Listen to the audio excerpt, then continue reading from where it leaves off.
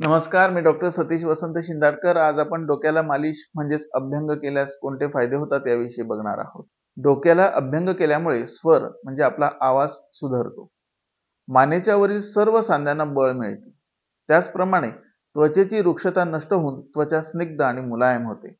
झोप छान आणि गाढ लागते. डोक्यात कोंडा होणं, त्वचा फाटणं हे बंद होतात. त्यामुळेच केस लांब होणं, केस काळे राहणं, केस लवकर वाढणं आणि केसांची मुळं घट्ट होणं हे शक्य होत असतं.